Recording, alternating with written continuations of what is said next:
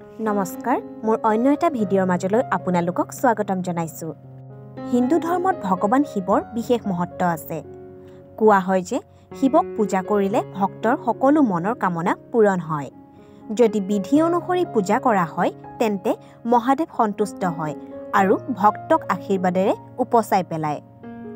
শিৱক আৰাধনা কৰাৰ বাবে কোনো বিশেষ দিন নাথাকে, কিন্তু প্ৰতি বছৰে ভক্তসকলে শিৱৰ প্ৰতি উৎসৰ্গা কৰি মহাশিৱৰাত্ৰি পালন কৰে। এই দিনটোতে ভগৱান শিৱ আৰু মা পাৰ্বতীৰ বিয়া হৈছিল। ধৰ্মীয় বিশ্বাস অনুসৰি এই দিনটোত ভগৱান শিৱ আৰু পাৰ্বতীক পূজা কৰিলে মানুহৰ সকলো দুখৰ অন্ত পৰে। ইয়াৰ লগতে জীৱনত সুখ আৰু সমৃদ্ধি আহে। এতিয়া জানো আহকচোন 2025 চনত মহাশিৱৰাত্ৰি কেতিয়া?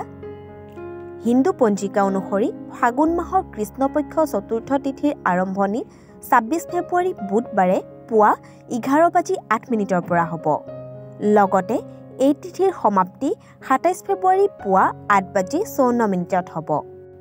মহাশিৱৰাত্ৰিৰ পূজা ৰাতি কৰা হয়, যাৰ বাবে চলিত বৰ্ষত শিৱৰাত্ৰি 26 ফেব্ৰুৱাৰীতে কৰা হ'ব। এতিয়া জানো আহকচোন মহাশিৱৰাত্ৰিৰ শুভ সময়। মহাশিৱৰাত্ৰিৰ দিনা নিশিতকালত পূজা কৰাৰ বিশেষ মহত্ব আছে। এই নিশিতকাল 26 ফেব্ৰুৱাৰীৰ নিশা 12:09 পৰা 12:59 থাকিব। এই সময়খিনিয়ে শিৱক পূজা কৰাৰ শুভ সময়। এক কথাত ভক্তসকলে শিৱক পূজা কৰিবলৈ প্ৰায় 50 মিনিট সময় পাব। এতিয়া জানো আহকচোন আমি মহাশিৱৰাত্ৰিৰ দিনা শিৱক কি অৰ্পণ কৰিব লাগে। শিৱলিংগত জলাভিষেক কৰিলে ভাল ফল পোৱা যায় বুলি কোৱা হয়। ধৰ্মীয় মান্যতা অনুসৰি মহাশিৱৰাত্ৰিৰ দিনা শিৱক জলাভিষেক কৰিলে ভক্তই আশীৰ্বাদ লাভ কৰে। এই দিনটোত ভগৱান শিৱৰ প্ৰিয় বস্তু অৰ্পণ কৰিলে ভগৱান সন্তুষ্ট হয় বুলি কোৱা হয়। বেলপাত শিৱৰ অন্যতম প্ৰিয়। মান্যতা অনুসৰি শিৱক বেলপাত অৰ্পণ কৰিলে ভক্তৰ মনোবাঞ্ছা শীঘ্ৰেই পূৰণ হয়।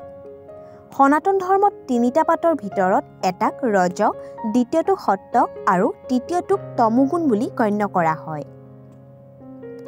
ভগৱান শিৱৰ পূজা ভস্মৰ বিশেষ মহত্ব আছে। মহাশিৱৰাত্ৰিৰ দিনা ভস্ম অৰ্পণ কৰিলে মানুহৰ সকলো পাপ নাশ হয় বুলি বিশ্বাস কৰা হয়। ভগৱান শিৱক গাখীৰ অৰ্পণ কৰাও শুভ বুলি গণ্য কৰা হয়।